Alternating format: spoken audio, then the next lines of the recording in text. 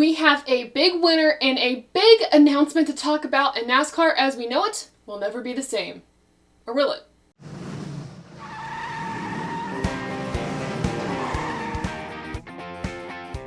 This episode of Above the Yellow Line is delivered to you by Doordash.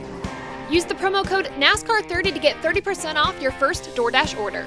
Hey race fans, it's Taylor, and welcome back to Above the Yellow Line, the show where we talk all about the NASCAR Cup Series. We're going to be talking a lot about NASCAR's past and NASCAR's future, but I want to jump right in with your Shaq iGears MVP of the week, because it goes to the winner as we look at our results. Becoming this season's 18th different winner, firing on all cylinders all weekend long with qualifying in the 8th position, practicing in the 4th position, gathering points in Stage 1 and Stage 2, Bubba Wallace brings the number 45 back-to-back at Kansas. Same number, different driver, but nevertheless an impressive run for Bubba Wallace as he captured the checker flag on Sunday. This is a major win for Bubba Wallace for so many reasons. First off, this is the first legitimate win I would say that he had. In my eyes, I think a race won in the rain is a race win, but a lot of people don't. So this is showing the haters and all the fans out there that don't think that he had a legitimate win. Now he does. So that's reason number one. Reason number two why this is so significant is because now we know that he's not just a super speedway racer. I didn't think he was, but we've seen him get second places and almost wins and then wins at super speedways. Now we know that he can get it done and will get it done at any track, any given weekend. So a major win for Bubba Wallace. Congrats to that team for being this week's Shaq iGears MVP of the week. As for the rest of your top 10, there were only two drivers that were in the top 10 that were not in the playoffs. Of course, one being Bubba Wallace, the other being Martin Truex Jr. And oh my god, that has to sting for that team, just knowing how close they were to get into the playoffs. And then they had a great weekend at Darlington.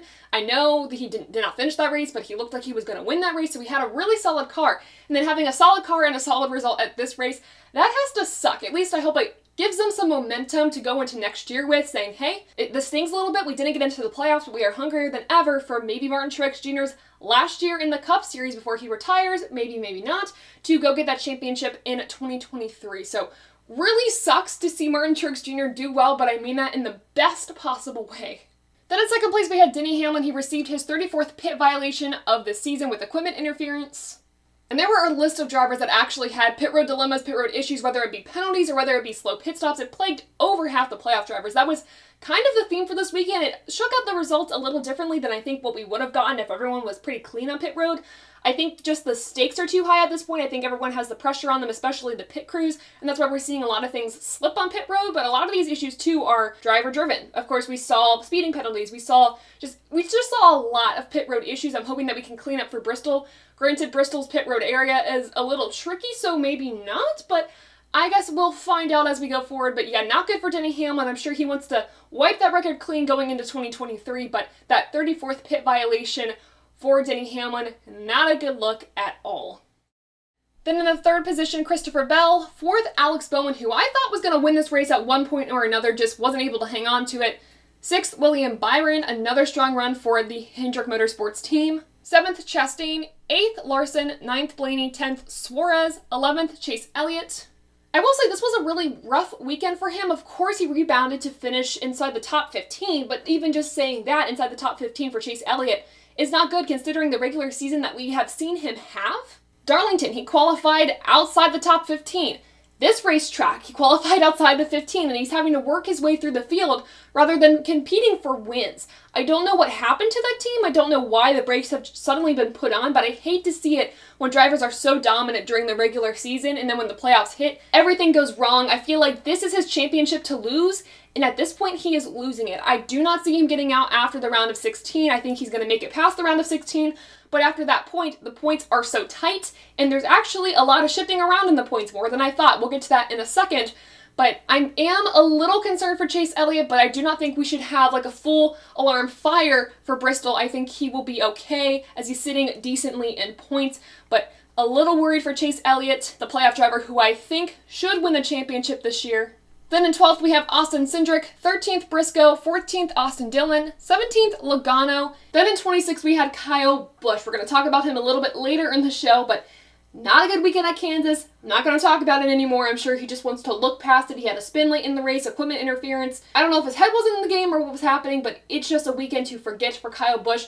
Also a weekend to forget for two other drivers that did worse than him. did not finish this race. One of those drivers was Tyler Reddick in the 35th position, and I swear to you, no other driver wrecks out from the lead more than he does. I don't understand it. He always seems to get tire issues when he's in the lead. It's a curse. I'm sure it's a curse. I don't think it's anything that he's doing wrong. Maybe he's using up the tires more than he should, but he blew a tire, smacked the wall. There was damage beyond repair, and they had to retire from the race.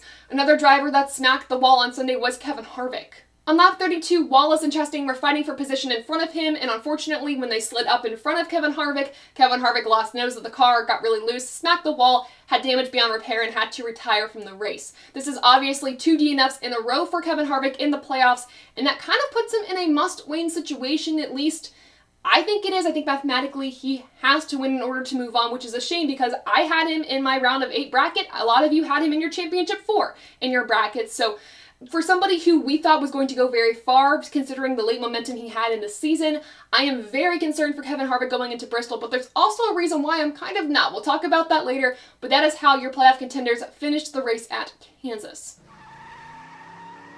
Alright, now it's time to look at the points standing, starting with your above the yellow line points. We have a tie for first. Adam Lucas and Dom Joseph tied with 74 points. Dom was able to rebound, getting the race-winning pick correct with Bubba Wallace. I'm in second place with 68 points, Brandon Lowe in third place with 64 points, and Christopher Bell was Rob's pick. He had 62 points in last place. Now looking at the drivers' playoff standings, first place last weekend we had Logano, then Byron, Hamlin, and Bell. Below the cutoff line last week was Cindric, Austin Dillon, Briscoe, and Harvick. If we look at it this week, the top 4 have shifted. Bell is now leading the point standings. Then we have Byron, Hamlin, and Logano. Those point standings are still very close together. They could shift after Bristol. Now below the cutoff line, very close in the point standings though, we have Kyle Busch, Austin Dillon, Chase Briscoe, and Kevin Harvick. Kevin Harvick minus 35 though, in a pretty much a must-win situation, but above the cutoff line, still in danger of falling below if Bristol doesn't work out, is Suarez, Reddick, and Cindric. Suarez +6, Reddick and Cindric +2. Those are how your points look. Now let's go to our race ratings above or below the yellow line. Here's what you all had to say on a Twitter poll. Roughly 59% of you said this was a great race, 28% of you said good, 6% said okay, and roughly 8% of you said this was a bad race. And finally, a quote from Adam Lucas. He said, "Shut the haters up. Bubba Wallace did that, and what a beautiful thing it is. Pretty wild and fun race out on the plains. Fall Kansas always produces the better of the 2 races, and it did not disappoint. Easy to give this race an 81 out of 100, making it above the yellow line." Thank you all for sharing your thoughts. I gotta share mine here. I really liked this race. It was really solid for Kansas. It was on par with what we saw in the spring, a lot of great action. We also saw a lot of tire trouble, which was also on par for what we saw at Kansas in the spring. So it was a very solid race. I love stage 3. We had like 5 cars battling for the second position. There was a lot of back and forth. Even at the end, I thought Bubba Wallace could have lost the race if the race continued for another 20 laps. Denny Hamlin was gaining on him pretty significantly during that time, but I am glad Wallace got the win. Hamlin was in second place. It's all good. It was all good. It was a great race. I gotta give this one an 80%, which makes it above the yellow line.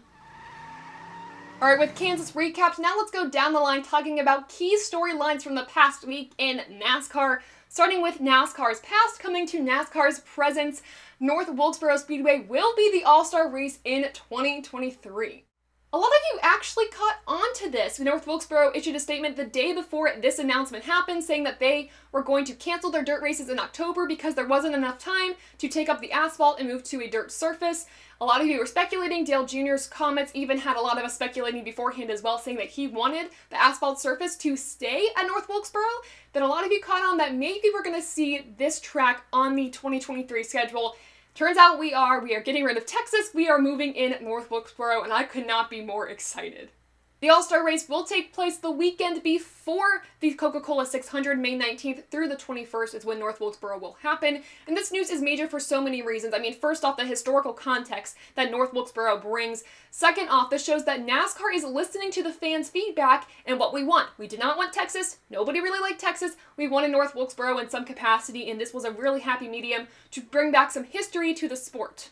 Steve O'Donnell actually had some really solid quotes during this press junket. He mentioned that, at some point they lost their way going through all the new changes, and they wanted to add this back into the schedule as they are trying to expand to new markets, showing people what NASCAR is and what it can be, while also thanking the old markets that have always supported NASCAR, going back to their roots a little bit. So I really appreciate that, especially with next year being NASCAR's 75th year. It should be a major celebration, and going back to North Wilkesboro is incredibly exciting. Now, I can say, I can't sit here and lie to you and say that I love this, I feel so nostalgic about it, because I don't. I was born in 2000. The last time we raced at this track was 1996. But I can sit here and tell you that I'm excited to bask in the nostalgia with those of you who were able to either go to those races live or watch them live at home on your TV. I'm very excited for this to be able to relive some history and get a feel of what it might have been like for those Cup cars to race at North Wilkesboro Speedway instead of me watching races back from YouTube that were at North Wilkesboro. I get to live it with all of you, and I'm very excited about that for 2023. We'll have to see if this track continues to be on the circuit for years in the future, but I'm so excited, you guys. I think the next project that we have to look at maybe is bringing back Rockingham. I know that's a stretch. It could be a stretch, but I'm happy with what we have now. I'm not going to ask them to do the next thing because I'm happy with North Wilkesboro being back, but maybe that's the next project NASCAR can look for. Regardless, a great start for bringing NASCAR back to its roots in a positive way. Finally, and down the line, we have a major topic to talk about because Kyle Busch is slated to go to Richard Childress Racing in 2023 with an announcement expected tomorrow, Tuesday, if you're watching this when the video comes out, at 10 a.m. Eastern Time. This, of course, was originally reported by Jordan Bianchi of The Athletic, and I have not jumped on this news in the past 2 months because, quite honestly, there's been a lot of inaccuracies. A lot of people have jumped on it and have been wrong, so I've waited patiently. But I trust Jordan Bianchi, his reports, what he said, so I'm going to pretend that this is accurate. I'm going to pretend that this news is solidified today. It should be solidified tomorrow. So let's play a little bit of a what-if game. What does this mean for RCR? What does this mean for Kyle Busch? What does this mean for other drivers involved if Kyle Busch does go to RCR in 2023?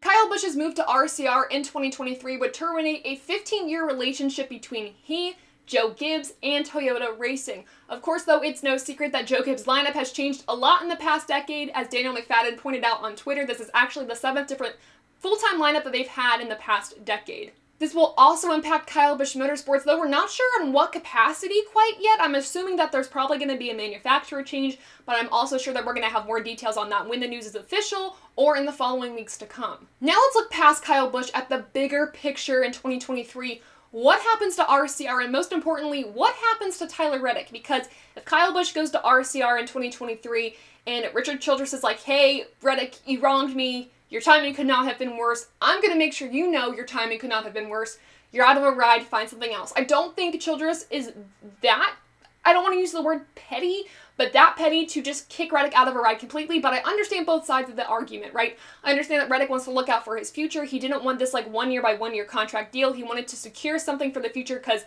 I don't feel like he felt that he could be valued as a #1 driver when he clearly can win races week in, week out. I don't feel like he was getting that at RCR, so he looked a different direction. I also understand this from Childress's perspective, saying, hey, we had you for another, over a year.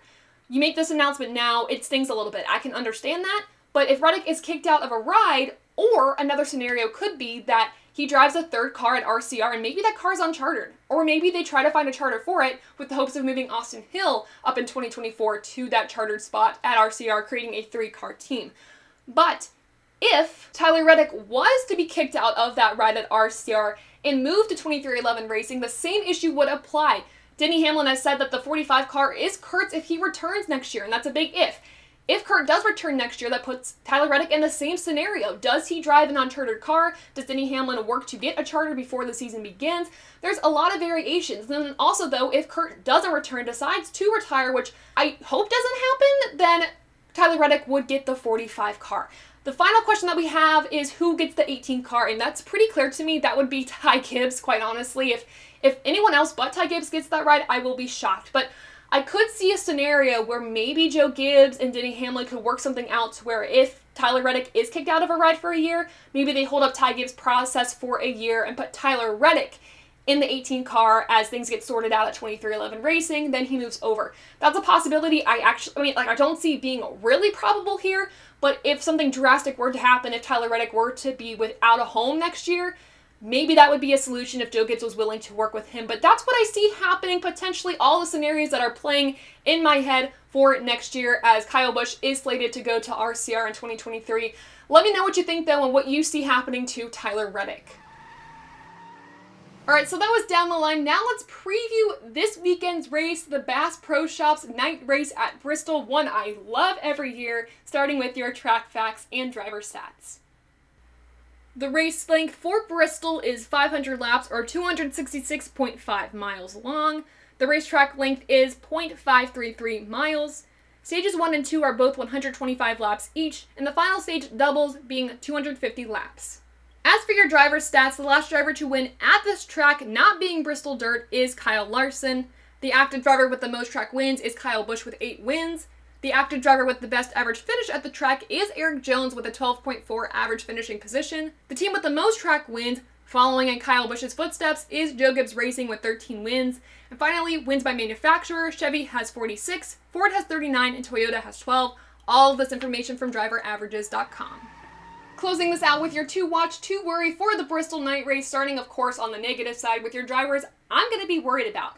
One of those for me would be Kevin Harvick. Simply, he is in a must-win situation in my opinion. There is no way I think he could reasonably make those points up with all the chaos that we have seen. And I know that the drivers below and right above the cutoff line are going to fight for everything they can and probably race pretty dirty. So that is my concern for Kevin Harvick. I'm also going to be concerned for Tyler Reddick. Of course, Reddick is not below the cutoff line right now. He is +2 to the good, but he could lose that very easily. Out of those drivers that are under the bubble and around the bubble, he has the worst established finishing position at this track that's raced here before. Of course, we have some rookies to this series that have not raced in the Cup Series at Bristol yet, but Tyler Reddick has the worst established finishing position of them all. He has to stay above the cutoff line. I don't think he can do it. I think Kyle Busch is one driver that's going to at least knock him out. I think Kyle Busch, this being one of his best tracks, is probably going to knock out Tyler Reddick, put him below the line, and then his playoff hopes are done. I do hope that does not happen because I see him having a bright future in the playoffs. So my guys to worry about will be Kevin Harvick and Tyler Reddick. Now for my guys to watch. One of those guys has got to be Kyle Larson. He won this race last year with all the inconsistencies that he's had this season on that championship slump. I'm going to be excited to see if he can pull out a win and get himself back on that winning game. The other driver I'm going to be watching is Deja Vu, but I'm going to be worrying about and watching Kevin Harvick. This is Kevin Harvick's track. When the chips are down, he is able to perform at his best. He's been able to win before in a must-win type of situation or when he has to. So I think if any track were to happen at the end of a round, this is one where Kevin Harvick wants to be. He performs really well under pressure. So Kevin Harvick, I'm going to be watching to see if he can get out of that points deficit or if he can just win this race. So Kevin Harvick and Kyle Larson are my guys to watch. A little bit of a different question to end off on this episode. Who are the 4 drivers that you think will not make it past the round of 16? Let me know that in the comments below. And with that, we are done with this episode of Above the Yellow Line, the show where we talk all about the NASCAR Cup Series. Make sure to join us on the live stream Friday night to talk about all of your playoff picks and all your crazy predictions. Also, make sure to watch the race. It is on a Saturday night. Not a Sunday night, a Saturday night, so do not miss the Bristol night race. Of course, though, to catch up with all of the stuff from Above the Yellow Line and to get some live tweets during the race, make sure to follow us on Twitter @_TaylorKitchen_. For post-race polls and daily questions, and Above the Yellow Line on Instagram, YouTube, and wherever you get your podcast. Also, make sure to check out TobyChristieCom on all social platforms to find great motorsports content and TobyChristie.com to hear and read more from the team and your favorite drivers. Last but not least, I want to thank Doordash and Shaq Gear for supporting ATYL and TobyChristie.com. To show your support, make sure to use the promo code NASCAR30 for 30% off your first order of Doordash. And when you're checking out at ShaqGear.com, make sure to use the promo code MAMBA34 to get 20% off your order. You can find all of our social pages linked in the description below, but before you check those out, make sure to like this video, subscribe to the channel, share this with your friends and family, and guys, thank you so much for supporting us here at Above the Yellow Line and TobyChristie.com, and until next time, I'll see ya.